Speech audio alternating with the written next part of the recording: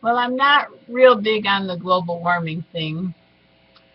A friend of mine lives in suburban Detroit area. Actually, it's pretty close into Detroit, and said that they have fire ants in Detroit. Now, the only real encounter that I've had with fire ants was being in Melbourne, Florida, when my dad lived there many years ago. Um, Actually, he just relocated again, but um, I was sitting on the pavement by the garage, and I was told that was probably not a good idea because the fire ants would get me and sting me, and that they would fester, and it would be ugly. So I knew that they were prevalent in Florida and in southern Utah. So another friend of mine had been to Idaho visiting her new grandson and was attacked by fire ants when she was outside. She had no idea that they had red ants. And they got into her clothes, and she had to get a water hose and try to hose them out of her clothes. It was just a real horrible thing. And it had actually, some skin problems that she had. It's exacerbated them and made them worse. And not only, I'm sorry, there's a lot of noise outside. I don't know if you can hear it, but I really didn't want to shut the door.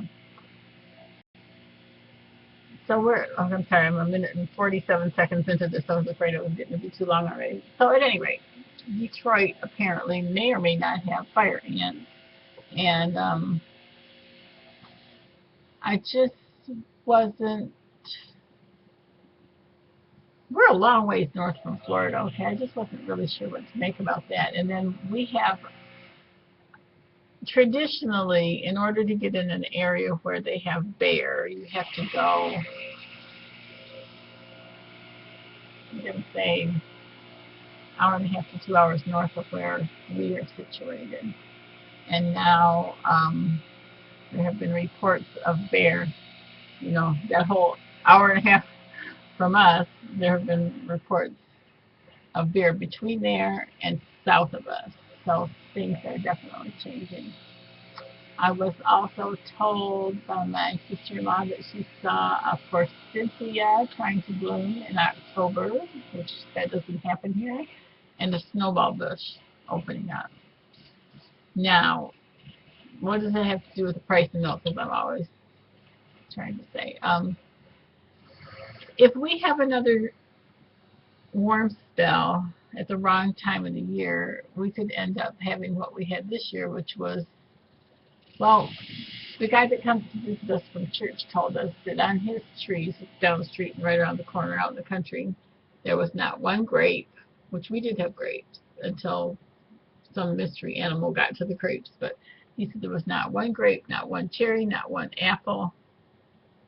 I can't remember what else they had planted, but none.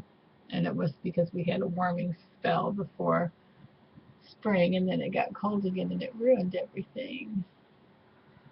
So I was sitting here having a little freak out session thinking, oh my gosh, what is this going to mean for the food crops?